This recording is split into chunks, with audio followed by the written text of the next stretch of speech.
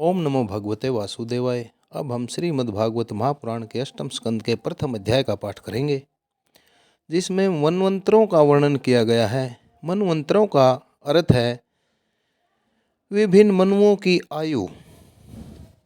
युगों के अंदर कौन कौन से मनु हुए हैं, इस बारे में हम जानेंगे। राजा परीक्षित जी ने आगे पूछा, हे गुरुदेव, स्वयंभू मनु का वंश विस्तार मैंने सुन लिया है। इसी वंश में उनकी कन्याओं के द्वारा मरीचि आदि प्रजापतियों ने अपनी वंश परंपरा चलाई थी। अब आप हमसे दूसरे मनुओं का वर्णन भी कीजिए। ब्राह्मण ज्ञानी महात्मा जिस जिस मनवंतर में महामहिम भगवान के जिन जिन अवतारों और लीलाओं का वर्णन करते हैं, उन्हें आप अवश्य सुनाइए। हम बड़ी श्रद्धा से उनका श्रवण करना चाहते हैं। भगवान विश्व भावन भगवान बीते हुए मनवंतरों में अर्थात बीते हुए युगों में जो जो लीलाएं कर चुके हैं, वर्तमान युग में जो कर रहे हैं और आगामी युगों में जो कुछ करेंगे, वह सब कुछ हमें सुनाइए। राजा परीक्षित के द्वारा ऐसा आग्रह करने पर सुखदेव मुनि जी कहते हैं, इस कल्प में, इस युग में स्वयंभू आदि 6 मनवंतर बीत चुके हैं, 6 युग बीत चुके हैं। उनमें से पहले युग का मैंने वर्णन कर दिया, उसी में देवता आदि की उत्पत्ति हुई थी। स्वयंभू मनु की पुत्री आकुति से यज्ञ पुरुष के रूप में धर्म का उपदेश करने के लिए तथा देवहूति से कपिल के रूप में ज्ञान का उपदेश करने के लिए भगवान ने उनके पुत्र रूप से अवतार ग्रहण किया था। अर्थात भगवान ने उनका पुत्र बनकर अवतार ग्रहण किया था। परीक्षित, भगवान कपिल का वर्णन मैंने पहले ही तीसरे स्कंद में कर दिया था। अब भगवान यज्ञ पुरुष ने आकुति के गर्भ से अवतार लेकर जो कुछ किया उसका वर्णन करता हूँ। परीक्षित, भगवान स्वयंभू मनु ने समस्त इच्छाओं और भोगों से विरक्त होकर अर्थात अपनी समस्त इच्छाओं और भोगों से दूर हटकर राज्य को छोड़ दिया। वे अपनी पत्नी शतरूपा के साथ तपस्या करने के लिए वन में चले गए। परीक्षित, उन्होंने सुनंदा नदी के किनारे पृथ्वी पर एक पैर से खड़े होकर 100 वर्षों तक घोर तपस्या की। तपस्या करते समय वे प्रतिदिन इस प्रकार भगवान की स्तुति करते थे, इस प्रकार भगवान की प्रार्थना करते थे। मनु जी कहा करते थे, जिनकी चेतना के स्पर्श करने से यह विश्व चेतन हो जाता है, किंतु यह विश्व उन्हें चेतना का दान नहीं कर सकता। जो इसके सो जाने पर प्रलय में भी जागते रहते हैं, जिनको यह नहीं जान सकता, परंतु जो इसे जानते हैं वही परमात्मा है।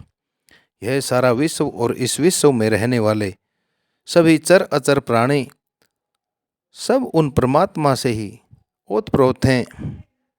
इसलिए संसार के किसी भी पदार्थ में मोह न करके उनका त्याग करते हुए ही जीवन निर्वाह मात्र के लिए उपभोग करना चाहिए।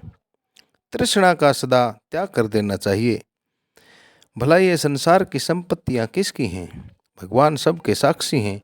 उन्हें बुद्धि, वृत्तियों या नेत्र आदि इंद्रियों से नहीं ये इंद्रियां आदि इन्हें नहीं देख सकती, परंतु उनकी ज्ञान शक्ति अखंड है। समस्त प्राणियों के हृदय में रहने वाले उन्हीं सोम प्रकाश असंग परमात्मा की शरण ग्रहण करो, जिनका न आदि है न कोई अंत है, फिर मध्य तो हो ही कैसे सकता है।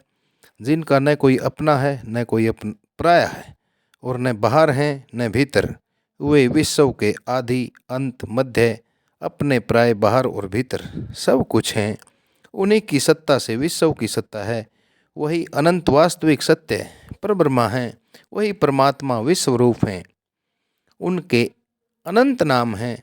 वे सर्वशक्तिमान सत्य स्वयं प्रकाश अजन्मा, जिनका कोई जन्म नहीं हुआ और पुराण पुरुष हैं।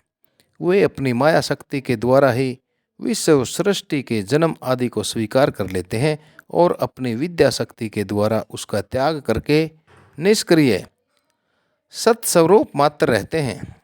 इसी से ऋषि मुनि नैष्क्रम्य स्थिति अर्थात ब्रह्मा से एकत्व प्राप्त करने के लिए पहले कर्म योग का अनुष्ठान करते हैं। प्राय कर्म करने वाला पुरुष ही अंत में निष्क्रिय होकर कर्मों से छुट्टी पा लेता है। यों तो सर्वशक्तिमान भगवान भी कर्म करते हैं, परंतु वे आत्मलाभ से पूर्ण काम होने के कारण उन कर्मों में आसक्त नहीं होते, अर्थात उन कर्मों के अंदर लिप्त नहीं होते। अतः उन्हीं का अनुसरण करके अनासक्त रहकर, अर्थात उन्हीं कर्मों का अनुसरण करके उन कर्मों से दूर रहकर कर्म करने वाले भी कर्म बंधन से मुक्त ही रहते हैं। भगवान ज्ञान स्वरूप हैं, इसलिए उनमें अहंकार का लेश भी नहीं है।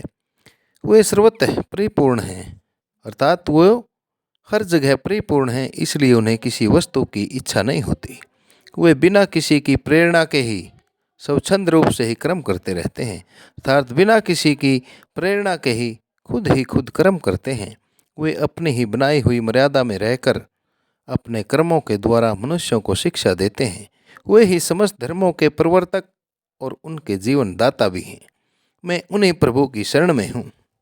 श्री सुखदेव मुनि जी आगे कहते हैं, परीक्षित, एक बार स्वयंभू मनु एकाग्रचित से इस मंत्र में उपनिषद स्वरूप श्रुति का पाठ कर रहे थे।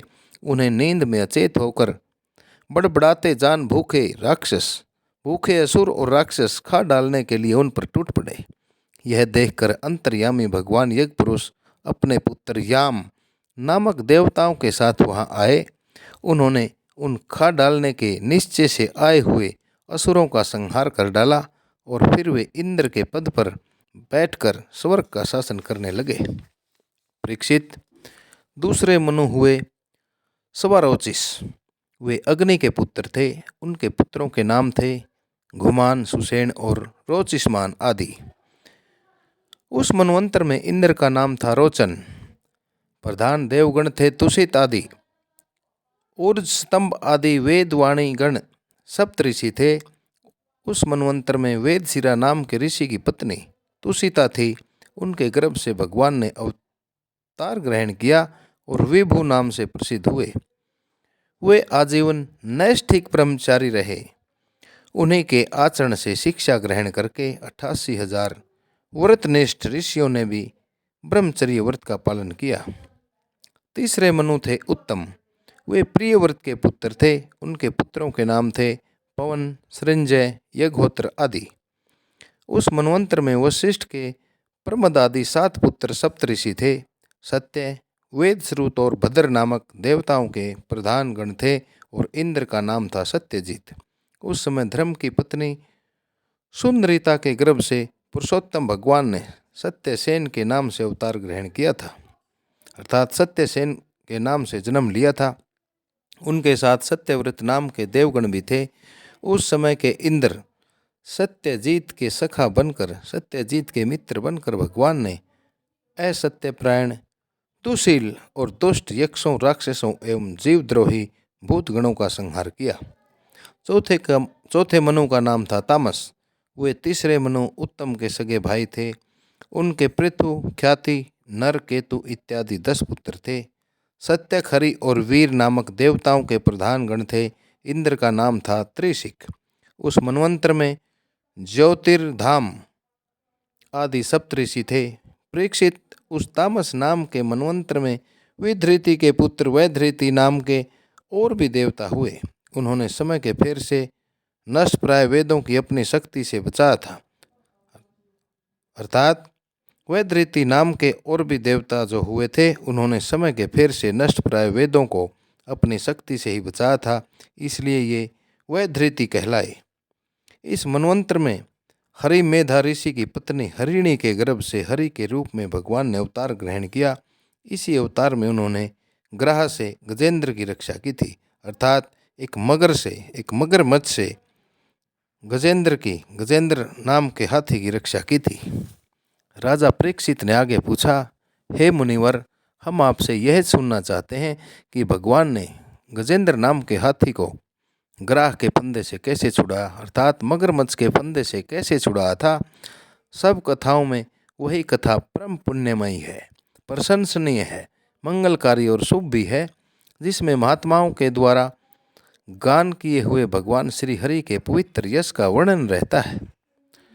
सूत जी कहते हैं, शौनक आदि ऋषियों राजा परीक्षित आमरण अनशन करके कथा सुनने के लिए ही बैठे हुए थे। उन्होंने जब श्री सुखदेव जी महाराज को इस प्रकार कथा कहने के लिए प्रेरित किया तब वे बड़े आनंदित हुए और प्रेम से परीक्षित का अभिनंदन करके मुनियों की भरी सभा में कहने लगे।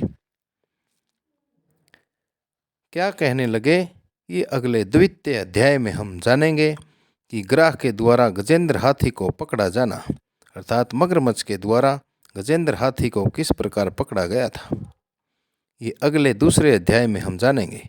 इस प्रकार श्रीमद्भागवत महापुराण के अष्टम स्कंद का यह प्रथम अध्याय आप सभी श्रोताओं द्वारा श्रवित किया गया। श्रीमद्भागवत महापुराण एक सनातन महापुराण है। इसकी पुण्यमयी कथाओं को कृपया सुने, शेयर करें तथा ओम नमो नारायण चैनल को सब्सक्राइब करके पुण्य के भागी बने। इन्हीं शब्दों के साथ आप सभी को नरेंद्र कौशिक का ओम नमो भगवते वासुदेवाय, ओम नमो भगवते वासुदेवाय, ओम नमो भगवते वासुदेवाय।